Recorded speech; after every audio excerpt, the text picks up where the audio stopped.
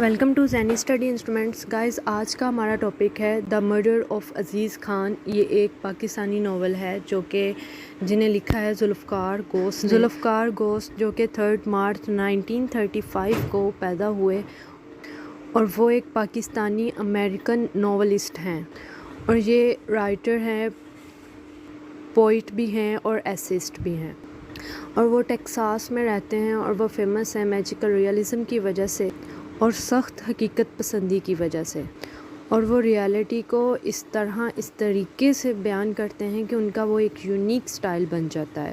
اب ہم اپنے novel murder of Aziz Khan کے امپورٹنٹ کریکٹرز کو ڈسکس کر لیتے ہیں کہ ان میں کون کون سے کریکٹرز ہیں جن کے اراؤنڈ یہ پوری سٹوری گھوم رہی ہے. اس میں سب سے پہلا مین کریکٹر ہے عزیز خان جو کہ 70 ایکرز زمین کا اونر ہے، owner of 70 acres of land. اور اس کے نیکسٹ 2 بیٹے ہیں، first Javed and second Rafiq, اور ایک بیٹی ہے زلیخا جو کہ شادی شدہ بیٹی ہے اور کراچی میں رہتی ہے. تو یہ تھی ایک فیملی. اب سیکنڈ فیملی کو ڈسکس کر لیتے ہیں. یہ پورا ناول 2 فیملیز کے گرد گھومتا ہے. اب سیکنڈ فیملی میں اکرام شاہ ہے جو کہ شاہ فیملی کا سب سے بڑا بیٹا ہے. دین ایوب شاہ ہے جو کہ middle brother in Shah's family. Ashfaq شاہ ہے سب سے چھوٹا بیٹا ہے. یہ سٹوری 2 فیملیز کے گرد گھوم رہی ہے. اس میں پہلی فیملی تو عزیز خان کی ہے، عزیز خان، اس کی وائف، اس کے 2 بچے اور ایک بیٹی. اور دوسری یہ فیملی شاہ فیملی ہے جن میں 3 بھائی ہیں اور جو کہ بہت ہی پاورفل ہیں اور ان کے پاس بہت ساری زمینیں بھی ہیں، بہت زیادہ لینڈز ہیں. اور یہاں پہ ایک اور مین کریکٹر ہے زرینہ جو کہ شاہ خاندان کی ایک ممبر ہے جس کے پیرنٹس کا نہیں پتہ اس ناول میں ان شو کیا گیا ہے.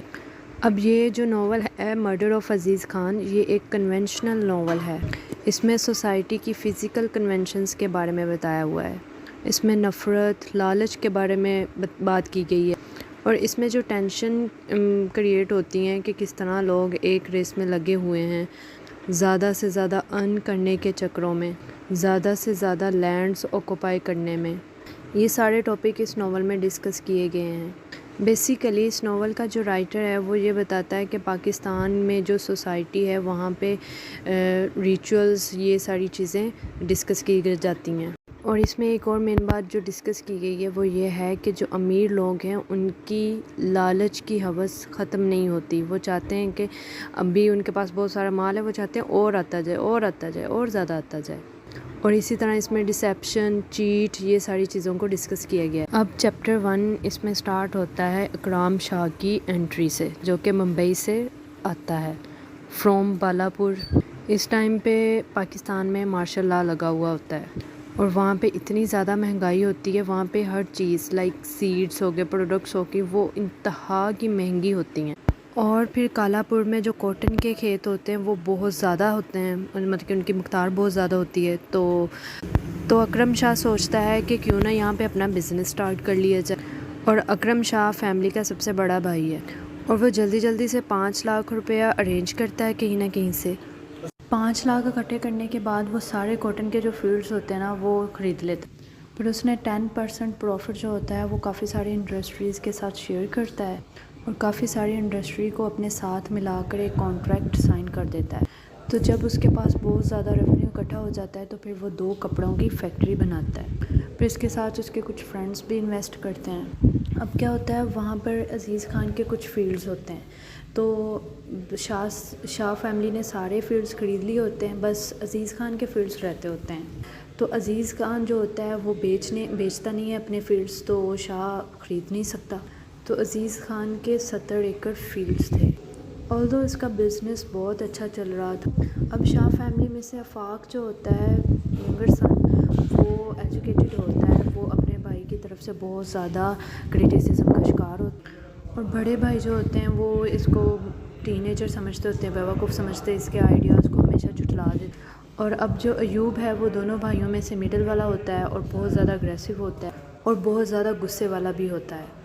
اور پھر اکاؤنٹنٹ ایک دن آ کے ایوب شاہ کو بتاتا ہے کہ ان کا جو بزنس ہے نا وہ بہت زیادہ فائنینشلی کرائسس کا شکار ہو چکا ہے، مطلب ان کو بہت زیادہ لاس ہو رہا ہے عزیز خان کی وجہ سے. اور جب وہ اس عزیز خان کے بارے میں اپنے بھائی سے پوچھتا ہے تو آفاق جو ہوتا ہے وہ بہت زیادہ غصہ ہو جاتا ہے اور وہ غصے میں گھر سے باہر نکل جاتا ہے اور راستے میں اس کو رفیق ملتا ہے۔ رفیق عزیز خان کا بیٹا ہے، جاوید اور رفیق دو بھائی ہیں، تو وہ راستے میں رفیق سے ملتا ہے۔ تو راستے میں رفیق اور جاوید ملتے ہیں تو وہ اس کو نا میٹھا میٹھا بن کے نا اس کے ساتھ ڈسکس وہ میٹھے میٹھے بن کے اس سے بہت سارے کویشچنس پوچھنا سٹارٹ کر دیتے ہیں کہ وہ کاٹن اپنا کس کو سیل کرتے ہیں، اس طرح کے کویشچن۔ تو ایسے ہی کویشچن پوچھتے پوچھتے وہ ساری ڈیٹیل ان سے پوچھ لیتے ہیں دوست بن کے۔ تو مطلب کہ شاہ فیملی صاحب سب کے کاٹنس کے فیلڈ خرید لیتی ہے سوائے عزیز خان کے فیلڈس کے۔ تو عزیز خان جو ہوتا ہے وہ انہیں ایکسپینڈ کر رہا ہوتا ہے، تو وہ میٹھے بن کے جو سب کچھ انہوں نے ڈیٹیل لی ہوتی ہے اس میں سے وہ اس آدمی کے پاس جاتے ہیں جس کے پاس وہ جا کے کاٹن اپنی سیل کرتا ہے عزیز خان۔ تو اس کو جا کے کہتے ہیں کہ تم نے نا اب عزیز خان کو پے نہیں کرنا۔ اور جب عزیز خان رفیق کے پاس جاتا ہے، یعنی کہ جو بندہ اس نے رکھا ہوتا ہے کاٹن سیل کرنے کے لیے، تو اس کے پاس جب پیسوں کی بات کرتا ہے تو وہ کہتا ہے کہ وہ اس کو کہتا ہے کہ میری لینس میں نا تھوڑا انفیکشن ہو چکا ہے تو اس دفعہ نا میں پے نہیں کر سکوں گا۔ تو عزیز خان جو کہ نرم دل ہوتا ہے وہ اس کو کہتا تھا تم اپنا علاج کرواؤ صحیح طریقے۔ اور جب پھر وہ واپس آ رہا ہوتا ہے تو آفاق جو ہوتا ہے وہ اس کو ولیج کے ایک سائڈ پہ لے جاتا ہے، وہاں پہ جا کے اس کا مرڈر کر دیتا ہے اور وہ اسی خوشی میں گاؤں میں رات گزارتے ہیں جہاں پہ پروسٹیٹیوٹ ویمنس بھی آئی ہوتی ہیں۔ اور پھر آفاق صبح اٹھتا ہے اور واپس اپنے گھر جا کر یہ ساری باتیں اپنے بڑے بھائی کو بتاتا ہے۔ پھر ایوب اس کی باتیں سن کر اس کو ڈانٹتا ہے، اس کو گالیاں دیتا ہے، اس کو مارتا بھی ہے، لڑتا جھگڑتا ہے اور برا بھلا کہتا ہے۔ اب کیا ہوتا ہے، پھر وہ عزیز خان کے فیلڈ میں جاتا ہے، وہاں پہ ایک 13 سالہ لڑکی جمیلہ بانو اس کا نام ہوتا ہے، آفاق وہاں پہ جا رہا ہوتا ہے، وہاں اس کا ریپ کرتا ہے فیلڈس میں لے جا کے اس کو، اور اس کو وہیں پر پھینک دیتا ہے۔ تو وہ وہیں پہ مر جاتی ہے اور اس کو وہیں پہ پھینک دیتا ہے۔ اب جب آفاق کی یہ ساری حرکتیں اس کی فیملی کو پتہ چلتی ہیں تو فیملی والے اس کو انگلینڈ بھیج دیتے ہیں۔ اب 3rd چیپٹر سٹارٹ ہوتا ہے۔ اس میں کیا ہوتا ہے کہ جو وائف آف عزیز خان ہے اس کو ڈائگنوسس ہے، یعنی اس کو کڈنی پرابلم ہے۔ اس کو پھر وہ ڈاکٹر کے پاس لے جاتے ہیں۔ تو جب وہ اپنا سارا آپریٹ کروا کر واپس آتی ہے تو وہ دیکھتی ہے کہ میرا ہسبینڈ عزیز خان جو ہے اس پہ کافی سارا قرضہ چڑھ گیا ہوا ہے۔ تو سب سے پہلے تو وہ جو بروکر ہوتا ہے، جو آدمی رکھا ہوتا ہے جس کو وہ کاٹن سیل کرتے ہیں، وہ اس کو پیسے نہیں دیتا۔ اس کے بعد جو بڑا بیٹا ہوتا ہے وہ بھی کسی کام کا نہیں ہوتا، اور باقی سارے بچے کچھ پیسے اس کی وائف کے آپریٹ پہ لگ جاتے ہیں۔ تو اس کی وجہ سے نا اس کے سر پہ کافی قرضہ چڑھ گیا ہوتا ہے۔ اب یہ کیا ڈیسائیڈ کرتے ہیں کہ وہ یہ اپنے بیٹے جاوید کو بھی انگلینڈ بھیج دیتے ہیں اپنا قرضہ اتارنے کے لیے۔ تو جاوید کو وہ انگلینڈ بھیجنے سے پہلے اس بروکر کے پاس بھیجتے ہیں کہ جا کے لون لے کر آئے۔ تو وہ بروکر کیا کرتا ہے، وہ اگین سے کھانسی کرنا سٹارٹ کر دیتا ہے کہ اس کے مائنڈ میں ہوتا ہے شاید یہ اگین اپنے پیسوں کی ڈیمانڈ کرنے آیا ہے، لیکن جاوید اس سے لون کی بات کرتا ہے۔ تو پھر محمد حسین جو کہ بروکر ہوتا ہے اس کو لگتا ہے کہ شاید عزیز خان کو جو میں نے اس کے پیسے لوٹے ہوئے تھے وہ بھول گئے ہیں۔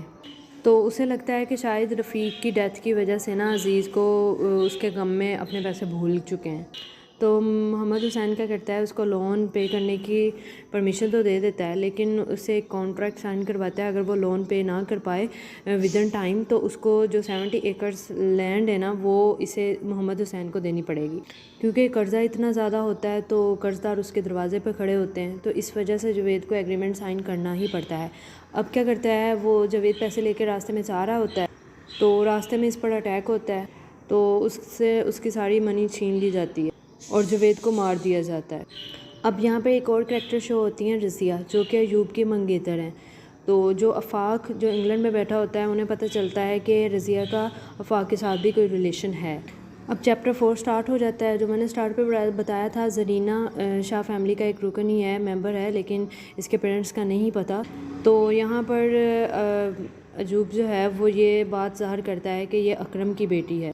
اب چیپٹر 4 میں یہی سب کچھ دکھایا گیا ہے کہ چونکہ عزیز خان کے دونوں بیٹوں کی ڈیتھ ہو چکی ہے اور اس کی وائف کی بھی ڈیتھ ہو چکی ہے، تو عزیز خان پہ کافی زیادہ قرضہ چڑھ گیا ہوا ہے جو کہ وہ پے نہیں کر پاتا۔